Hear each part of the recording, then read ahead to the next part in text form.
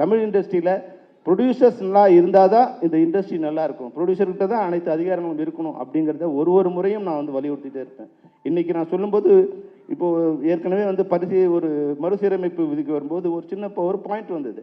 அதாவது வந்து படத்தில் நடிக்கிற ஆர்டிஸ்ட்டோ இல்லை படத்தில் நடிக்கிற டெக்னீஷியனோ அந்த படத்தில் நடித்து முடித்து ரிலீஸ் ஆகிற வரைக்கும் பொதுவான கருத்துக்களை, அரசியல் கருத்துக்களை, மத சார்பான கருத்துக்களை, மொழி சார்பான கருத்துக்களை வெளியிடக்கூடாது அப்படின்னு ஒரு தீர்மானம் இருந்தது. அப்போ வந்த டெக்னீஷியன்ஸு, டைரக்டர்லாம் எதுக்குன்னா எங்கள் சுதந்திர பறிபோதே, எங்களோட இது கருத்தை சொல்லக்கூடாது, நாங்கள் என்ன அடிமைகளா? அப்படி இல்லை விஷயம். நீங்கள் ஒரு கருத்தை சொல்லும்போது அது சரியாக தவறான்னு பார்க்கறதில்ல. அவர் நடிகனா ஒரு தொழில்நுட்ப கலைஞராக நீங்கள் கருத்தை சொல்லும்போது அது உங்களை பாதிக்கிறது இல்லை, அது அந்த படத்தை பாதிக்குது. இப்போ ஒரு வகையில் வந்து கமல் சார் ஒரு கருத்தை சொல்லும்போது அது பெங்களூரில் என்ன பண்ணுறாங்க, தக் லைஃபுக்கு நாங்கள் வந்து படத்தை ரிலீஸ் பண்ண மாட்டோம். உடனே இப்போ நம்ம என்ன சகோதரர் சீமான் என்ன சொல்கிறாருங்க, நான் கேஜிஎஃப் படத்தை ரிலீஸ் பண்ண மாட்டேன். இப்போது சினிமாவுக்குள்ளே அரசியல் வராமல் இருந்தால் சினிமா நல்லாயிருக்கும்.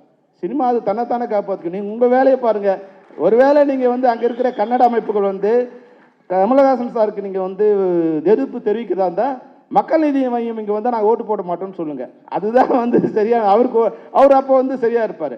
ஆனால் நீங்கள் தமிழ் படத்தை ரிலீஸ் பண்ண மாட்டோம், அங்கே இருக்கிறவங்க தமிழ் படத்தை ரிலீஸ் பண்ண மாட்டோம்னு சொல்கிறதும், பதிலுக்கு நீங்கள் எங்களை சப்போர்ட் பண்ணுறதை நினச்சி நான் கன்னட படத்தை ரிலீஸ் பண்ண மாட்டேன்னு சொல்கிறதும் இன்னும் பிரிவினை தான் அதிகமாக்குமே தவிர வந்து அது ஒற்றுமையை வளர்க்காது. ஒருவேளை இங்கே இருக்குன்னு சொன்னால் தக் லைஃப் வந்து கன்னடாவில் ரிலீஸ் பண்ணுவேன், கர்நாடகாவில் ரிலீஸ் பண்ணுவேன் அப்படிங்கிற இது சொன்னால் அது நல்லாயிருக்கும். எப்பவுமே அரசியல் வந்து மனிதர்களை பிரிக்கும், சினிமா வந்து மனிதர்கள் ஒன்று சேர்க்கும். இந்த சினிமாவில் வந்து ஜாதி, மதம், மொழி இப்போ பாருங்கள் பல்வேறு, இப்போ கன்னடாவில் வந்து ஹீரோயின் வந்திருக்காங்க, கேரளாவில் வந்து ஹீரோ வந்திருக்காரு, பல்வேறு மொழியிலேருந்து பல்வேறு மதங்கள் வந்திருக்காங்க. தமிழ்நாடு வந்து பெரும்பாலும் எல்லாரையும் வந்து ஒரு அரவணைச்சு போகிற இது. இந்த இடத்துல வந்து அரசியல்வாதிங்க அரசியல் மட்டும் பண்ணிட்டு இருந்தால் போதும்.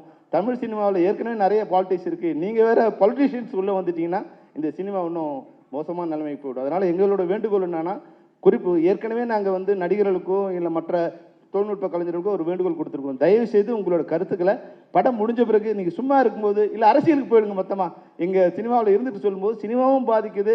அது ஒரு ப்ரொடியூசர் பண்ணும்போது ப்ரொடியூசர் ஒரு தப்பும் இல்லை. இப்போ இதே படம் ஒரு வேளை கமலஹாசன் சாராக இருந்தால் சமாளிக்கலாம், வேற ஒரு ப்ரொடியூசராக இருந்தாங்கன்னா அந்த படம் அங்கே ரிலீஸ் பண்ணால் இன்றைக்கி வந்து மிகப்பெரிய ஒரு பார்ட் வந்து ரிலீஸ் பண்ண முடியாமல் போகிற ஒரு சுச்சுவேஷன் வருது. இன்றைக்கி வந்து சமூகம் எப்படி இருக்குன்னா ஒரு கொந்தளிப்பான சூழ்நிலை இருக்குது, எங்கே சண்டை போடலாங்கிற மாதிரியே காத்துக்கிட்டு இருக்காங்க. அதனால் வந்து இது போல விதிகளில் முரளி சாருக்கு தெரியும். உண்மையாகவே வந்து டைரக்டர் பேசும்போது சொன்னார், இப்போ உதயா பேசும்போது சொன்னாங்க, ஒரு பட்ஜெட் போட்டு வந்து ஒரு பிளான் பண்ணி இந்த படத்தை பண்ணியிருக்கணும். தமிழ் சினிமாவில் இது வரைக்கும் கேஆர் சார் இருக்காங்க, பல்வேறு முறைகள் நம்ம முயற்சி பண்ணியிருக்கோம். நாங்கள் வந்து டைரக்டர்ஸ் யூனியனில் டைரக்டரை கையெழுத்து வாங்கியிருக்கோம். நீங்கள் போட்ட பட்ஜெட் படி, நீங்கள் போட்ட பிளான் படி படம் முடிக்காமல் எக்ஸஸ் பண்ணிங்கன்னா உங்கள் சம்பளத்துலேருந்து நாங்கள் பிடிச்சிப்போம் அப்படின்னு தயாரிப்பாளர்கிட்ட கையெழுத்து போட்டு கொடுத்துருக்கோம். நாங்கள் இது வந்து இந்த 50 வருஷ சினிமாவில் நடக்காத ஒரு விஷயம். இதுக்காக பல்வேறு முயற்சிகள் எடுத்து தமிழ் சினிமாவும் தமிழ் திரைப்பட தயாரிப்பாளர்களும் நல்லா இருக்கணும் நாங்கள் பல்வேறு விதமாக முயற்சி எடுத்துகிட்ருக்கோம்.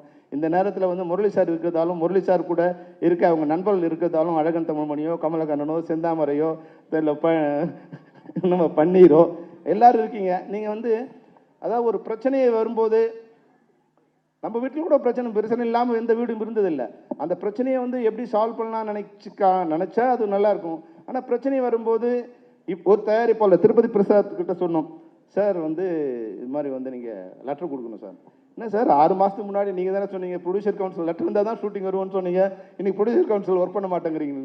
அதே மாதிரி தான் சூழலில் வந்து அன்றைக்கி எந்த கட்சிக்காக வேலை செஞ்சு அதே கட்சியால் வந்து கைது செய்யப்பட்டாரோ அழகப்பன், அது மாதிரி எந்த சங்கத்துக்காக வேலை செஞ்சோமோ அதே சங்கம் வந்து எங்களை பயன்படுத்திக்கல, எங்களுக்கு முரண்பாடான நிலையில் இருக்காங்க, அது சரி பண்ணால் இந்த இண்டஸ்ட்ரி நல்லா இருக்கும் சொல்லியிருக்கேன். பல மேடையில் சொல்லியிருக்கேன்.